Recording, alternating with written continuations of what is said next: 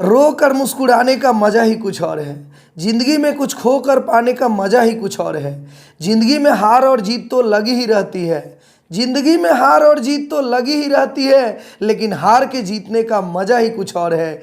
नमस्कार, जय हिंद। मैं हूं अमरेश कुमार। ए स्क्वायर स्टडी पे आपका स्वागत है। दोस्तों, इसी मोटिवेशन के साथ हम लोग आज के वीडियो की शुरुआत करेंगे। आज के वीडियो की शुरुआत हम लोग 510 नंबर क्वेश्चन से करेंगे। 510 नंबर क्वेश्चन में पिछले वीडियो में दिया था, इसका आंसर बहुत सारे बच्चों ने दिया था। उन सारे बच्चों को बहुत बहुत धन्यवाद। ऐसे ही आप लोग हर वीडियो के अंत के क्वेश्चन का आप लोग जवाब देते रहिएगा कमेंट बॉक्स में। दोस्तों, मैं एक और सीरीज अब रेलवे के व्यू से मैं चला रहा हूं। अभी बहुत सारे बच्चों का डिमांड था कि सर रेलवे के व्यू से कुछ पढ़ाया जाए, तो मैं अब रेलवे के व्यू से पढ़ा भी रहा हूं। अब एक और सीरीज स्टार्ट हो चुका है आप लोगों का, मैं अभी उसमें नंबर सिस्टम पढ़ा रहा हूं। तो चलिए दोस्तों, शुरू करते हैं। 510 नंबर क्वेश्चन। 510 नंबर क्वेश्चन है कि P इक्वल टू 2 और Q इक्वल टू -3 हो तो P square Q minus P Q square का मान क्या होगा। तो ध्यान दीजिए दोस्तों, ये P का मान आपका 2 दिया हुआ है और Q का मान आपका -3 दिया है। तो P square Q minus PQ square बराबर व्हाट। तो ध्यान दीजिए, बस क्या करना है, इसमें P का मान पुट कर देना है। ये 2 है और यहाँ पे मान पुट कर देना है 3, तो 2 का स्क्वायर हो जाएगा इंटू 3। अब माइनस P यहाँ पे आपका 2 है और ये -3 का स्क्वायर हो जाएगा। तो क्या करेंगे, 2 दूनी 4, 4 तिया 12 माइनस 2, अब -3 का स्क्वायर 3 3 की 9, 9 दूनी 18, और ये तो -3 है ना, सॉरी, तो ये -3 है, तो 2 दूनी 4, 4 तिया 12 -12 हो जाएगा और ये -18 हो जाएगा। तो -12 -18 आपका 30 आंसर हो जाएगा। तो ऑप्शन नंबर डी आंसर हो जाएगा 510 का डी। 511 नंबर क्वेश्चन है sine theta into cot theta plus sine theta into cosec theta minus cos theta का मान पूछ रहा है। तो ध्यान दीजिएगा, sine theta into cot theta plus sine theta into cosec theta minus cos theta का मान आपसे पूछा जा रहा है। तो देखिए ध्यान दीजिएगा, कॉट थीटा बराबर होता है बाबू कॉस थीटा बटा साइन थीटा, ठीक है। और साइन थीटा का उल्टा होता है कॉसेक थीटा, तो साइन बराबर 1 कॉसेक कर लेंगे। तो यहाँ पे sign theta into cosec theta, cosec theta इधर जाएगा तो 1 इसका मान आता है। बस इतना फॉर्मूला जान जाएंगे तो ये सवाल आपसे आसानी से बन जाएगा। तो ध्यान दीजिएगा, sine theta into cot theta के जगह हम डालेंगे कॉस थीटा अब बटा में sine theta plus sine theta into cosec theta का मान मैंने क्या बताया 1, तो यहाँ पे 1 कर लेंगे माइनस कॉस थीटा। अब यह देखिए, साइन से साइन कट जाएगा, यहाँ बचेगा कॉस थीटा प्लस 1 अब माइनस कॉस थीटा। तो यहाँ देखिए प्लस कॉस थीटा, यहाँ कुछ नहीं है तो प्लस छुपा है, और माइनस कॉस थीटा दोनों कट जाएगा तो इसका मान 1 हो जाएगा। तो 511 का बी आंसर हो जाएगा आपका, ठीक है। आगे 513 से 15 तक पाई चार्ट से संबंधित प्रश्न दिए गए हैं। इस पाई चार्ट को ध्यान से पढ़ लीजिए, समझ लीजिए, ठीक है। उसके बाद क्वेश्चन का जवाब दीजिए। 513 नंबर क्वेश्चन बोल रहा है, ये सारा परसेंटेज के रूप में PQRST एक वन क्षेत्र दर्शाया गया है, ठीक है।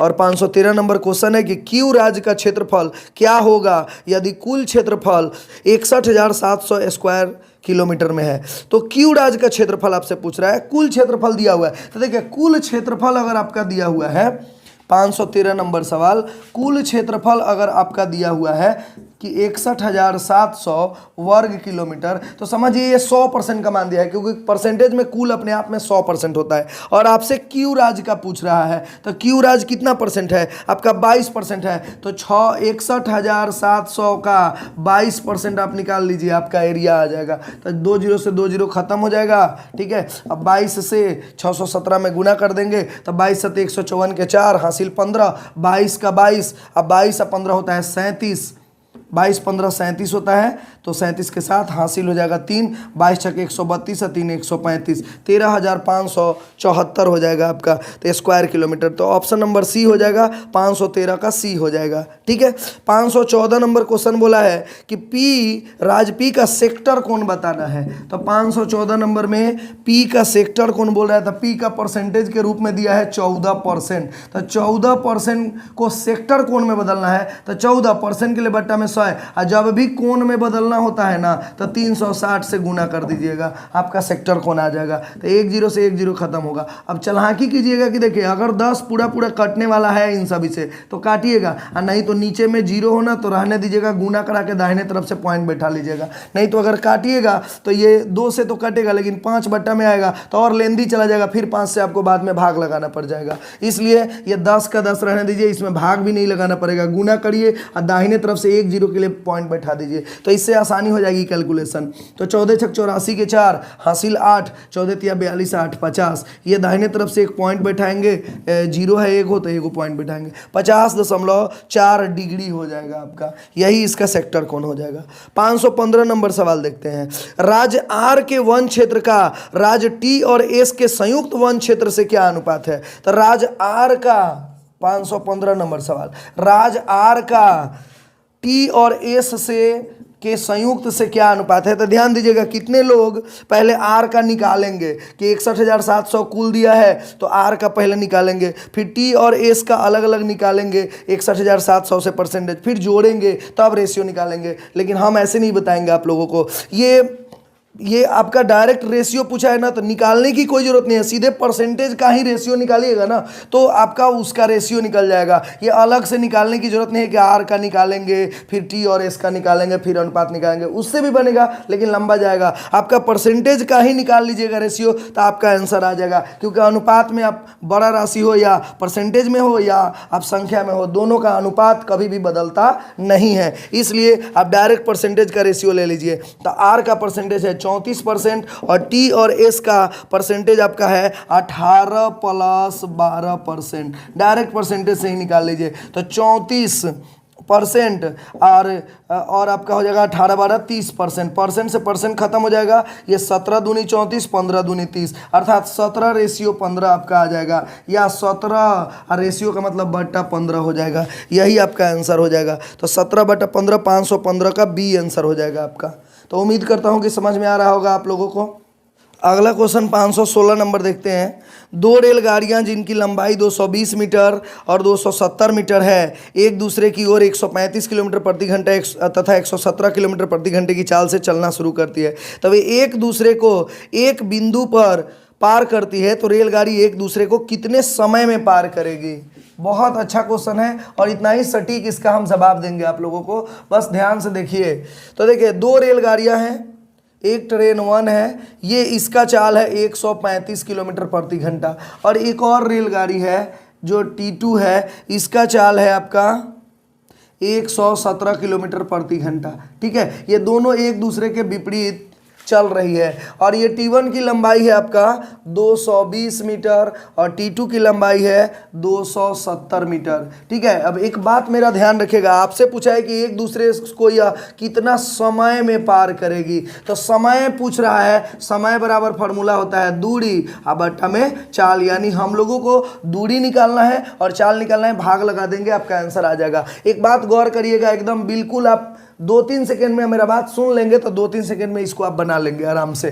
पहले ध्यान दीजिएगा, कोई भी ट्रेन जब एक खम्भे को पार करती है तो खम्भा का कोई दूरी नहीं होता है, तो कोई खम्भा को पार करेगा यानी कोई दूरी नहीं तय करेगा तो अपनी लंबाई पार करती है। लेकिन कोई अगर ट्रेन कोई दूरी तय करती है तो वो अपनी लंबाई इस लंबाई के साथ, मान लो कि ये दूरी तय की तो इस लंबाई के साथ अपनी भी लंबाई वो पार करना पड़ता है, क्योंकि इस दूरी को तो तय करेगी ही और अपना ये पिछला डब्बा इसका यहाँ आएगा तब ना इसको पार करना समझा जाएगा। इसलिए ये दूरी और ये दूरी दोनों क्या हो जाती है, जुड़ जाती है, यानी कि ट्रेन कुछ दूरी नहीं तय करती है तो अपनी दूरी तय करती है, और कोई दूरी अगर तय करती है तो अपनी दूरी के साथ उस दूरी को तय करती है, यानी दोनों जुड़ जाता है। अब बताइए, ये ट्रेन अगर इसको पार करेगी, ये इस ट्रेन को पार करेगी, तो बताओ यहाँ से यहाँ तो दूरी तय करेगी ही और अपनी दूरी तय करेगी, यानी कि इसके द्वारा जो तय की गई दूरी होगी वो 220 मीटर प्लस 270 मीटर होगा, यानी कुल दूरी इन लोगों का जुड़ जाएगा। अगर इस ट्रेन का भी बात करें तो ये अगर इसको पार करेगी तो बात वही हो जाएगा कि अपनी दूरी और ये, तो दोनों प्रत्येक के कोनों से अगर निकालिएगा तो दोनों का दूरी जोड़ना ही पड़ेगा आपको, ठीक है। तो ये हो गया कुल दूरी, यानी दोनों ट्रेन के पार करते समय तय की गई दूरी आपका 220 प्लस 270 हो गया। अब बट एक और बात ध्यान दीजिएगा कि जब एक ही दिशा में कोई ट्रेन अगर चलती है तो उसका चाल जो है वो घटता है, एक ही दिशा में चाल घटता है और विपरीत दिशा में चाल जुटता है। अभी देखिए विपरीत दिशा में है तो आपका चाल यहाँ जुटेगा, तो ये दोनों चाल एगो चाल बनेगा, तो यहाँ 135 प्लस 117 किलोमीटर प्रति घंटा आपका हो जाएगा। अब देखिए ध्यान दीजिएगा, ये मीटर में है और ये किलोमीटर प्रति घंटा में है, इसको एक जाति में हमें चेंज करना होगा। तो ध्यान दीजिएगा कभी भी चाल को चेंज किया जाता है, तो देखिए किलोमीटर प्रति घंटा में अगर चाल हो तो इसको मीटर प्रति सेकंड में चेंज करना हो तो 5/18 से गुना करिएगा, मीटर प्रति सेकंड में आ जाएगा। लेकिन अगर मीटर प्रति सेकंड में हो तो किलोमीटर प्रति घंटा में बदलना हो तो आप 18/5 से गुना करेंगे तो किलोमीटर प्रति घंटा में आ जाएगा। यहाँ पे आपका किलोमीटर प्रति घंटा है तो 5/18 से करेंगे मीटर प्रति सेकंड में आ जाएगा। ये ऑलरेडी मीटर में है, तो हम क्या करेंगे, इसको आप पलट देंगे। पहले आप जोड़ेंगे, 2 2 400, 490 हो जाएगा, गुणे ये 18 पलट के जाएगा तो ऊपर, अब बटा ये हो जाएगा 100 100 200, अब 252 आपका हो जाएगा, ठीक है। गुणे में हो जाएगा आपका 5 हो जाएगा, ठीक है। अब इसको काट लीजिए, आपका आंसर आ जाएगा, ठीक है। तो काटेंगे तो ये आपका 7 से देख रहे हैं कि कट रहा है यहाँ, या 18 से इसको काटिए, 18 एकम 18, 7 बचा 72, 18 चौक 72। फिर यहाँ इसको करेंगे 14 से काटिए, डायरेक्ट 14 से ये कट जाएगा तो 14 तिया 42, 7 बचेगा 70, 14 पचे 70, 5 से 5 सत्ते 35, यानी 7 सेकेंड, क्योंकि मीटर प्रति सेकेंड में चेंज किया है तो समय आपका सेकेंड में आएगा, 7 सेकेंड आंसर हो जाएगा। तो आप इसे अब मुँहजबानी बना लेंगे, आपको जानकारी नहीं थी इसलिए मैंने ये बता दिया आप लोगों को कि बहुत सारे लोग नहीं जानते होंगे, तो नहीं तो एक बार में समय बराबर दूरी बटा चाल, दूरी सीधे सीधे दो ट्रेन है एक दूसरे को पार करेगी, दूरी जुटेगा, जोड़ लेंगे। और देख रहे हैं कि विपरीत में चाल है तो विपरीत में चाल जुटेगा, इसको जोड़ के डायरेक्ट लिखेंगे। और उसके बाद देख रहे हैं कि ये किलोमीटर प्रति घंटा है, मीटर प्रति सेकंड में चेंज करके पलट के इसको काट देंगे, आपका आंसर आ जाएगा। तो उम्मीद करता हूं कि अच्छे से समझ में आया होगा आप लोगों को। अगला क्वेश्चन देखते हैं आप लोगों को, 517 नंबर।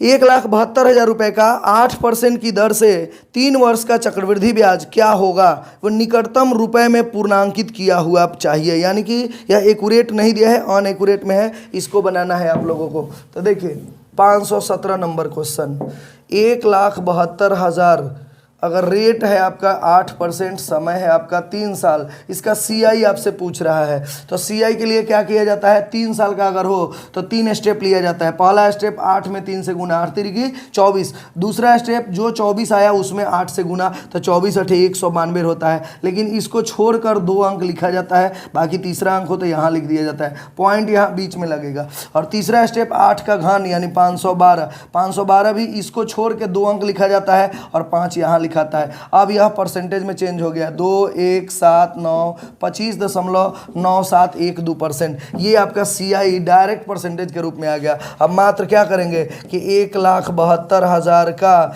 आप 25.9712% के लिए बट्टा में 2 जीरो, इसके लिए आप क्या करेंगे 4 जीरो, क्योंकि पॉइंट के बाद 4 अंक है तो 4 जीरो आप बैठा देंगे। अब इसको काट लेंगे, आपका आंसर आ जाएगा। लेकिन अनएक्यूरेट दिया है, इसका मतलब कटने वाला तो है नहीं, तो क्या पहले जितना हद तक कट रहा है काट लीजिए। अब देखिए अब इसको छेड़छाड़ मत कीजिएगा, ये पॉइंट में आपका बाद में 3 जीरो है तो दाहिने तरफ से पॉइंट हम बैठा लेंगे। आप इसको फटाफट गुना कराइए, तो गुना भी कराएंगे तो मेरे हिसाब से कराइएगा। देखिए हम कैसे कर रहे हैं वो ध्यान दीजिएगा बात को।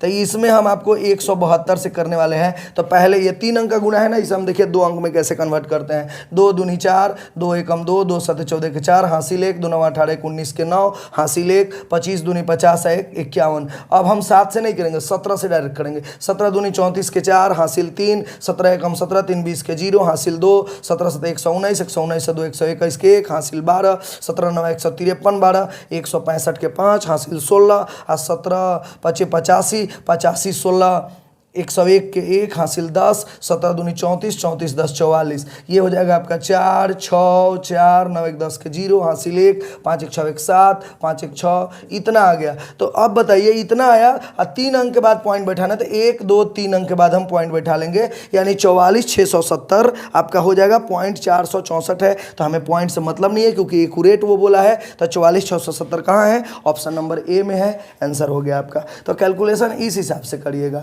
थोड़ा सा सीखिएगा आप लोग। उम्मीद करता हूँ कि अच्छा लग रहा होगा। तो इस वीडियो में इतना ही रहने देते हैं दोस्तों, मिलते हैं फिर अगले वीडियो में। अगले वीडियो की शुरुआत हम लोग 519 नंबर क्वेश्चन से करेंगे, ठीक है। क्वेश्चन ये दे रहा हूँ, आप लोग इसका जवाब कमेंट बॉक्स में लिखकर जरूर दीजिएगा।